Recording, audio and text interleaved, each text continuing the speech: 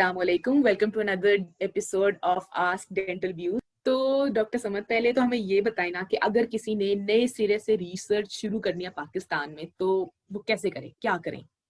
Research कैसे start करनी चाहिए? पहली चीज जो कि मेरे हिसाब से बड़ी इंपॉर्टेंट है वो है इंटरेस्ट। अगर आपका इंटरेस्ट नहीं है ना रिसर्च में, तो प्लीज इस पंगे में मत पड़े, इसमें मत हाथ डालें, ठीक है? इंटरेस्ट जो है ना वो तब भी लोगों का बढ़ जाता है जब कहते हैं आपकी प्रमोशन के लिए आपको 3 पब्लिकेशंस चाहिए। ये तो वैसे जुल्म है, ये 3 पब्लिकेशन वाली की कहानी है। हाँ, लेकिन वो अब बादल ना खास था, वो उनको उस चक्कर में पढ़ना पड़ जाता है। लेकिन वो अब देखें, हाँ। वो हम आगे बात करेंगे, वो एक अलग एक वही वाली बात है। इतने सारे टॉपिक हैं, वो किस किस को रोएं या किस किस पे बात करें कि मतलब कि ये कहाँ तक सुनोगे, कहाँ तक सुनाएं। एग्जैक्टली ये भी जो एक वो हमारे मुल्क के साथ एक खिलवाड़ हुआ है ना, कि 5 पेपर्स की बेस पे प्रोफेसर बन गए लोग, ठीक है, या 3 पेपर्स की बेस पे एसोसिएट प्रोफेसर बनकर बन चुके हैं अब। यानी मतलब ये तो एक पेपर्स की छोड़े, ये भी बात करेंगे ना कहाँ कहाँ पब्लिश हुए और फिर बन एग्जैक्टली गए, वो तो उस पे वो एक अलग ही कहानी है। खैर, या फिर किसने काम किया और और किसने किसका किसका नाम नाम गया। डाल दिया। बिल्कुल, क्योंकि सब कहानी सबको पता है। बहुत, आपको और मुझे तो बहुत इस बात पे हंसी आएगी मेरे ख्याल जी से। बिल्कुल। बिल्कुल। तो और ये अभी तक ये चल रहा है बात इट अनफॉर्चुनेटली। Hits home. हाँ।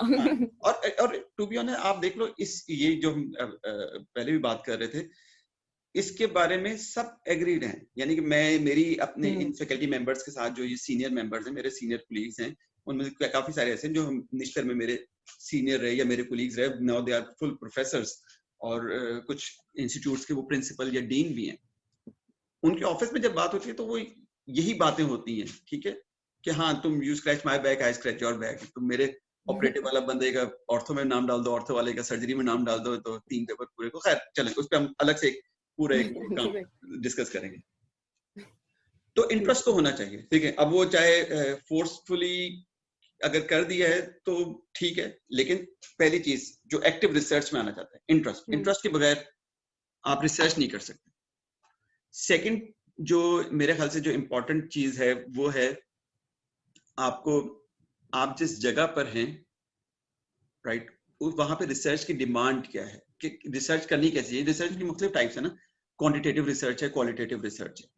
तो आपने अपना इंटरेस्ट कहाँ डेवलप किया है? क्वांटिटेटिव रिसर्च की तरफ डेवलप किया, क्वालिटेटिव रिसर्च की तरफ डेवलप किया। और मतलब कि हम काफी सारे ऐसे लोग हैं जिन्होंने एफसीपीएस भी कर लिया, एमफिल भी कर लिया, या एमसीपीएस भी, एमडीएस भी कर लिया, लेकिन उन्होंने कोई एक्टिव रिसर्च नहीं की। अब वो रिसर्च करना चाहते हैं। थर्ड चीज जो इम्पोर्टेंट है वो ऑब्वियसली बजट है। आपके पास फंडिंग कहाँ से आ रही है, आपके पॉकेट में पैसे हैं कि नहीं है। तो नहीं है पैसे तो फिर काम करने का फायदा नहीं है। ये बिल्कुल दीज आर फैक्ट। पैसा है कि नहीं है, ठीक है। अब अगर आपके पास पैसा नहीं है तो ऑब्वियसली आपकी रिसर्च जो है वो कॉम्प्रोमाइज्ड रिसर्च होगी। आप काम की नहीं कर सकते रिसर्च, ठीक है। तो पहले तो ये देखना कि आपने पैसा कहाँ से लेना, हु विल फाइनेंस इट। आपका इंस्टीट्यूट फाइनेंस कर रहा है, आपने किसी फंडिंग ऑर्गेनाइजेशन से ग्रांट लिए, राइट, या आपने अपनी पॉकेट से करना है। अब जब अपनी पॉकेट से करना है तो आप कोई बहुत छोटी रिसर्च कर सकते हैं, आप कोई अच्छी रिसर्च नहीं कर सकते। अच्छी इन अ सेंस कि एक अच्छा प्रोजेक्ट नहीं आप डेवलप कर सकते। ऑब्वियसली वो बात जो है वो 6 फिगर्स एंड अबव चली जाती है। तो थर्ड चीज, आपके पास आपको बजट का अपना पता होना चाहिए। Fourth is time. आप कितना टाइम दे सकते हैं। आपके पास अगर टाइम नहीं है, अगर आप सुबह को कॉलेज में हैं, शाम को आप अपनी प्राइवेट प्रैक्टिस कर रहे हैं, दरमियान में आपने इधर उधर भी अपनी सोशल एक्टिविटीज कर रही हैं, तो अगर आपके पास टाइम नहीं है तो फिर ऐसे खाम का इस चीज में आने की कोई जरूरत नहीं है। तो आपको अपना एक टाइम एलोकेट करना पड़ेगा। अगर आपने एक अच्छी रिसर्च करनी है, आपको अपने बाकी जो जो आपकी एक्टिविटीज हैं उधर थोड़ा सा आपको कॉम्प्रोमाइज करना पड़ेगा। मतलब कि जी हाँ जी, मुस्कुरा मैं इसलिए रही हूँ कि जब हम थीसिस लिख रहे थे तो मुझे ना वो वाली फीलिंग आ रही है, अगर आपने थीसिस करना है तो आपको सब कुछ छोड़ना पड़ेगा। एग्जैक्टली ये देखें, मेरे ये हमेशा से देखिए, मैं खुद इसलिए कह रहा हूँ कि मैं खुद इस प्रोसेस से गुजरा हूँ, ठीक है। और पाकिस्तान में रिसर्च करने के और बाहर रिसर्च करने में बड़ा डिफरेंस, हम उस पर आगे आएंगे, बात करेंगे। हाँ, स्पेशली वो लोग जो कि अपनी डिग्री के लिए काम कर रहे हैं, ठीक है, ये वो रिसर्चर्स जो डिग्री के लिए काम कर रहे हैं। फिर चौथा फैक्टर इसी से रिलेटेड, सॉरी पांचवा फैक्टर जो आ जाता है वो आपके सोशल फैक्टर्स, ठीक है। यानी कि ये वो कुछ पॉइंट्स हैं जो कि सोशल पे मैंने अभी डिस्कस कर लिया। अब हम पाकिस्तान में रहते हुए हम अपने सोशल इश्यूज को हमने अपने ऊपर तारी किया हुआ या हावी किया हुआ है, लेकिन आप उससे छुटकारा पा सकते हैं। लेकिन अगर आपने हर किस्म का फंक्शन भी अटेंड करना है, आपने हर किस्म की वो एक्टिविटी भी अटेंड करनी है, ठीक है, आपने खाबे भी खाने हैं रोज शाम को जाके, ठीक है, और फिर आप नहीं मैं टाइम नहीं मिल रहा ये पेपर लिखने अंदर, क्यों नहीं मिला, ये पता चला ये और पूरा हफ्ता तो शादियां अटेंड करते फिर रहे, ठीक है। तो ये चीजें हैं। या मॉर्निंग टाइम में जो आपका कॉलेज टाइम है, उसमें अगर आपकी हर थोड़ी देर के बाद जी सोशल गैदरिंग, ये 9 बजे की चाय है, ये 11 बजे की चाय है, ये 1 बजे की चाय पीनी है मैंने जाके ये आप किसी को पॉइंट मार रहे हैं यू नो टी तो क्लब्स आपको को। अपनी ये सारे फैक्टर्स पहले डिफाइन करने हैं। आप पहले ये देख लें कि मैं इन जो मैंने अभी 5 फैक्टर्स बताए हैं, आपके पास आप किस तरह इनको फुलफिल करते हैं, फिर आए आप रिसर्च में। फिर जो छठी चीज है वो आ जाती है पर्सनल, आप उसको कह लेंगे you should know your limitations. अपना एप्टीट्यूड आप देखें, हर कोई अपने आप को जज कर सकता है, ठीक है। वो जरूर देखें कि वाकई मैं इस काम के लिए बना हूं या बनी हूं, ठीक है, मुझे अपनी लिमिटेशंस का पता होना चाहिए। इमरान खान की एक बड़ी जबरदस्त स्पीच है इस पे, आज से कोई शायद 11-12 साल पहले की, उसने आईसीसी के फोरम पे की थी, जो क्रिकेटर्स का फोरम, ठीक है। और वहां पे उसने यही बात की, मुझे बड़ी इंस्पायर कर, कि शायद उससे भी पहले की बात है, 15 साल हो गए। उसने यही बात की थी कि you should know your limitations, then आपने अपनी उस लिमिटेशन को कैसे खत्म करना है, then what you have to put extra effort, ठीक है ना। अब आप क्या आपको याद है शुरू में बिल्कुल जब हमारा एमफिल शुरू हुआ था, तो हम वो कर रहे थे, एक रिवर्स इंजीनियरिंग का प्रोजेक्ट डिजाइन कर रहे थे एमटीए के ऊपर।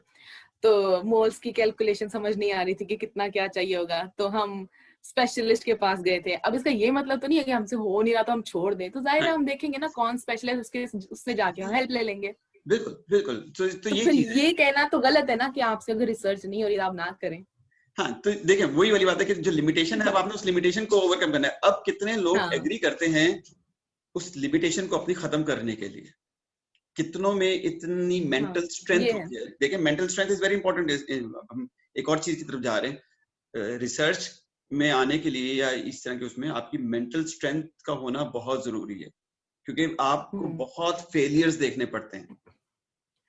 और पाकिस्तान में आपको सुपरवाइजर का मूड भी देखना पड़ता है। Exactly, वो एक अगला फैक्टर है जो हम अभी जो फैक्टर डिस्कस कर रहे हैं, ज्यादा स्ट्रेस बढ़ा देता है। हाँ, तो उसमें एक अगला फैक्टर है कि selection of supervisor and selection of your institute is very important. और ये अलग से एपिसोड करेंगे। देखो इसको आप सिर्फ पाकिस्तान के लिए ना करो, ये पूरी दुनिया में ऐसे है। यानी मतलब इवन हमने इंग्लैंड में खुद देखा, selection of supervisor is very important. एक अच्छा सुपरवाइजर आपका कैरियर बना सकता है और एक बुरा सुपरवाइजर आपका कैरियर तबाह कर सकता है, ठीक है। और ये इसको हम सिर्फ पाकिस्तान से कहें तो ऐसा नहीं है, ये पूरी दुनिया में ऐसा ही है। ये मैं आपको आई विश के कभी मैं अपने कुछ और जो दोस्त हैं उनको बुलाऊं, तो मतलब कि वर्ल्ड की लीडिंग यूनिवर्सिटीज में अपना आगे नाम नहीं लेना चाहता, जो फार ईस्ट कंट्रीज की भी हैं, जो कि यूरोपियन कंट्रीज की भी हैं, जो अमेरिका की भी हैं, कनाडा के भी हैं, और हमारे वो दोस्त ही हैं, उनके सुपरवाइजर्स ने वहां पे उनका कैरियर तबाह किया है। तबाह तो नहीं किया, मतलब कि वो उनको एक टॉर्चर दिया, ख्वार किया है, ठीक है। तो इसलिए हम ये बिल्कुल नहीं कह रहे कि ये ब्रीड सिर्फ पाकिस्तान में मौजूद है, नहीं। मेरी इंडिया में अपने दोस्तों से बात होती है, जो मेरे कुलीग्स हैं, वो मुझे जो फीडबैक देते हैं, मुझे लगता है यार मैं उनको कहता हूं आप तो मुझे लगता है पाकिस्तान की स्टोरी सुना रहे हैं, ठीक है। तो ये पूरी दुनिया में ऐसे ही, ये पूरी दुनिया में ऐसे ही। लेकिन हम इस बात को जस्टिफाई तो नहीं करेंगे इस बात से कि चलो वहां भी ऐसे है तो हम तो क्योंकि बुरे हैं तो चलो ठीक है हम और ही बुरे काम करते हैं। हाँ, तो हम देखें। अब इंग्लैंड की मैं आपको मिसाल देता हूँ। इंग्लैंड में एक बड़ी अच्छी चीज है कि आप वहां पे बड़े राइट्स हैं स्टूडेंट के। अगर आपका सुपरवाइजर आपको तंग कर रहा है ना, तो you can actually change your supervisor. वहां पे स्टूडेंट के इतने राइट हैं कि हम पाकिस्तान में कर सकते हैं, नहीं कर सकते। नहीं, बिल्कुल नहीं। बिल्कुल ही नहीं कर सकते। पूरी यूनिवर्सिटी आपके खिलाफ हो हालांकि जाएगी। एग्जैक्टली और अभी आप देख लें, रिसेंटली कुछ लोगों ने जब ट्राई भी किया तो वो क्या हुआ उनके साथ, ठीक है, मतलब कि वो उनका कैरियर ही खत्म हो गया ना, हाँ। छोड़ना ही पड़ गया एट द एंड।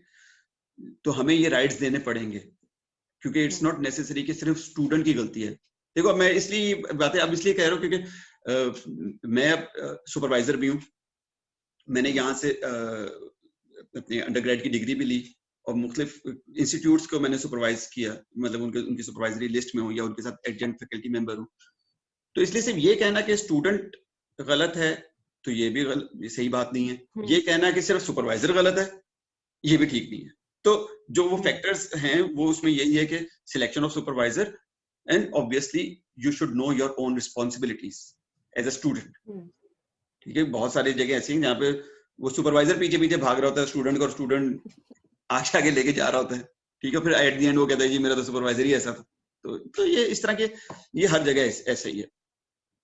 तो ये तो अपने बात से थोड़ा सा डीरेल हो गए हैं। ये हम एक अलग एपिसोड रखेंगे सुपरवाइजर्स के ऊपर। अब हम कमिंग बैक टू, तो फैक्टर्स तो मैंने आपको ये बता दी, ठीक है, या आपका इंटरेस्ट, डिमांड, ये field, budget is very important, time and your social factors या सोशल इश्यूज। ये किसी भी रिसर्च को स्टार्ट करने के लिए इंपॉर्टेंट है। देन सेकेंडरी आ जाता है इंफ्रास्ट्रक्चर। ठीक है, कि आपके पास इंफ्रास्ट्रक्चर क्या अवेलेबल है, स्पेशली जबकि आप क्वांटिटेटिव रिसर्च कर रहे हैं। क्वालिटेटिव रिसर्च में इंफ्रास्ट्रक्चर का इतना रोल नहीं है।